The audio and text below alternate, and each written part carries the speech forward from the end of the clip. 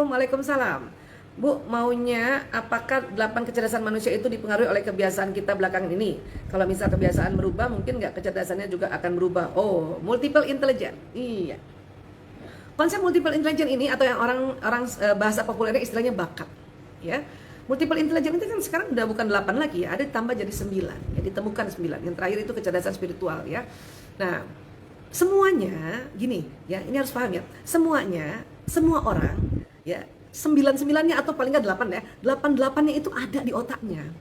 Terutama di daerah sini, parietalis nih, di tengah sini. 8-8-nya ada. 8-8-nya punya kecerdasan itu. Hanya 8-8-nya itu urutannya nggak semua sama. Kenapa? Karena ada program-program neuron yang nanti ada orang, ya ada anak yang kecerdasan musikalisnya program neuronnya lebih banyak dibanding anak yang lain gitu. Kenapa bisa begitu? Itu genetik. Genetik. Ya. Misalnya nih, ada anak ya, dia kecerdasan visual spasialnya lihat lebih dominan, berarti di otaknya potensinya itu sudah ada dari awalnya, sejak dia janin. Tinggal nanti distimulasi. Dengan apa distimulasi? Dengan ya kita ajarkan tentang visual spasial ini kan potensi untuk dia melukis, potensi untuk dia untuk membentuk, potensi dia untuk membuat sesuatu itu 3 dimensi, 4 dimensi. Nah, nanti kita ajarkan. Ya. Misalnya kita ajarkan 3 anak nih, 3 anak ngajarkan mewarnai gitu. Ada anak langsung cakep banget warnanya gitu dan bikin gambarnya cakep banget itu. Itu berarti di otak anak itu kecerdasan visual spasialnya lebih dominan potensi neuronnya. Ada anak yang asal-asalan aja itu ikut juga warnanya ya sama tapi nggak ada dimensinya, nggak ada gradasinya karena dia nggak bisa melihat secara 3 dimensi gambar itu. Dia bukannya tidak bisa tetapi dia juga punya kecerdasan visual spasial tapi mungkin urutannya yang kelima, keenam atau mungkin yang ke-8 ya. Jadi 8-8-nya ada cuman urutannya beda-beda. Oke, nah disinilah kita perlu mengetahui mana urutan nomor 1, 2, 3, 4, 5, 6. Itulah ada tesnya sekarang, yaitu tes multiple intelligence. Bisa lewat teman-teman psikolog, bisa juga pakai fingerprint, ya, bisa juga dengan teknik-teknik sederhana, dengan ada pertanyaan-pertanyaan sederhana. Nanti kita lihat tuh urutannya. Ya, nah biasanya urutan 1, 2, 3, 4 inilah itu yang dominan, itu yang sering kadang-kadang tergantung stimulasinya. Ya, ada anak urutan pertamanya mungkin kecerdasan musikalis, urutan keduanya kecerdasan bahasa gitu ya, urutan ketiganya kecerdasan intrapersonal. Nah, urutan keempatnya kecerdasan logis matematis. Ini kalau 4 digabung, ini kemungkinan ya dia bisa main musik, bisa bikin lagunya, bisa baca not balok, bisa nyanyi juga gitu. Ya, jadi seperti ini. Tapi kalau itu pun nggak diasah, ya tidak distimulan, ya. Tapi tetap ada potensinya di otak, hanya mungkin nanti di usia-usia tertentu baru ada kesempatan diasah, barulah muncul. Makanya ada istilah bakatnya terpendam. Ya. Orang-orang zaman saya dulu tuh banyak banget bakat terpendam. Kenapa? Karena sekolah banyak yang tidak menstimulasi multiple intelligence. Kita hanya cuman belajar ya matematika, pokoknya belajar yang intrakurikuler. Ekstrakurikuler jarang banget zaman dulu. Makanya banyak nih teman-teman Bu Isa dan teman-teman Bu Isa itu levelnya Bu Isa ini ya, yang generasi X dan baby boomer ke atas itu banyak bakatnya terpendam karena nggak ada stimulasinya. Kalau sekarang alhamdulillah. Ya. Dan 8 ini kalaupun berubah itu cuma naik turun aja satu urutan yang misalnya 1 2 3 4 mungkin urutan 2 bisa ke 1 ya. Tapi yang 4 besar itu ada di atas. Ya. Yang bawah tetap di bawah. Perlu nggak yang di bawah distimulasi? Ya kalau ada waktu stimulasi.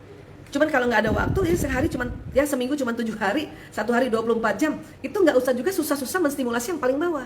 Mending 4 urutan yang di atas itu yang diperkuat. Ya. Contoh misalnya nih, Bu Isa nih punya kecerdasan naturalis, kecerdasan yang senang tanaman, kemudian binatang dan juga masak itu nomor 8. Ya.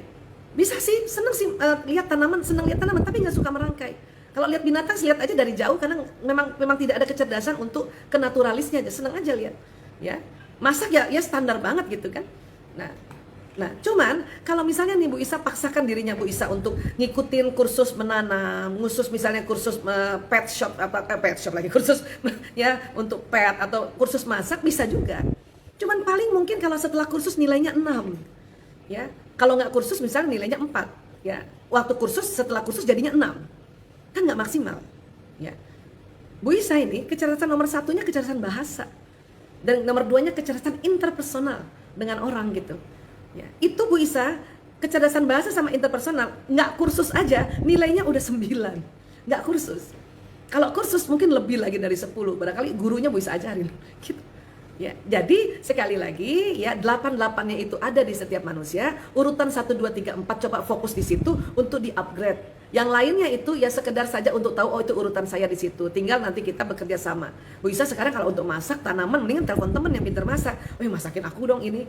Atau lo ini dong kirim dong itu tanaman nanti saya tinggal pajang doang. Gitu kan. Kan enak ya.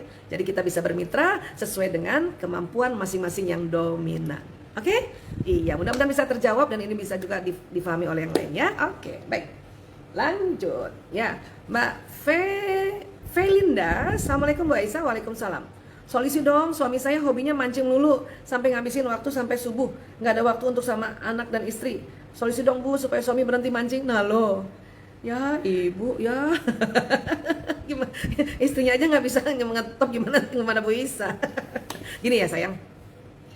Kok bisa sampai subuh ya? Mancingnya di mana? Setiap hari lagi? Itu dulu tuh bisa pertanyain di mana mancingnya? Sampai subuh setiap hari? Atau di dekat rumah ada kolam kah? Atau ada memang tempat pancingan dekat rumah kok sampai kayak gitu? Ya.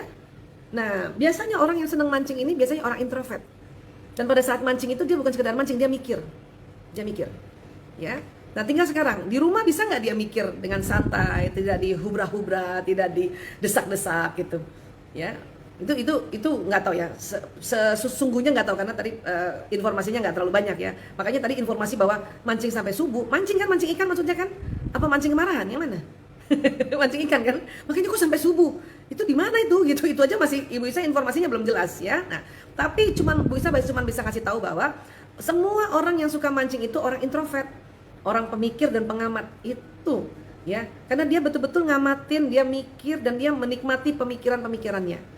Hanya itu tadi kok bisa sampai subuh dan setiap hari. Nah itu pasti dia sedang sangat stres tuh. Udah pernah tanya belum?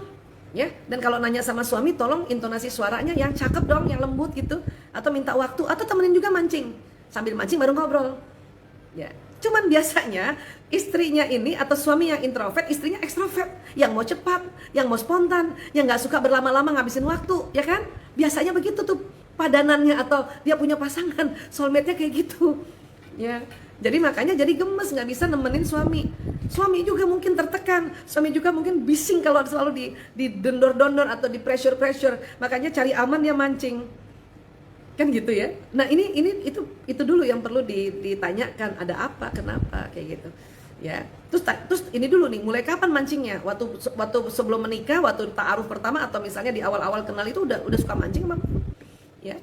Kalau misalnya baru-baru ini, ya itu tadi bisa jadi dia stres ya, bisa jadi dia stres, dia nggak ada mengungkapkannya susah, karena biasanya orang introvert itu suka males ngomong sama istrinya. Kenapa? Pengalaman sebelumnya baru ngomong 1 kalimat, istrinya udah 10 kalimat, itu lagi yang bikin dia pusing. Makanya mendingan dia liatin ikan. Ya, tapi jangan salah loh, dia mancing itu bukan diam aja, itu dia lagi ngomong sama siapa? Sama dirinya. Dia sedang cari solusi itu, Ya, itu yang perlu kita pahami satu dan bikin kita tenang dulu ya, bikin istri tenang dan kalau perlu temenin supaya kita tahu ada apa ya gitu. Ya, walau alam bisa atau tidak tetapi usahalah karena ini sebuah ikhtiar dan inilah juga yang membuat nanti sang istri menjadi ladang amalnya ini, menemani suaminya mancing. Ya Allah, saya baru tahu tuh ada mancing sampai subuh. Di mana tuh juga nggak tahu ya. Jadi punten jadi nggak bisa kebayang ya. Oke. Baik.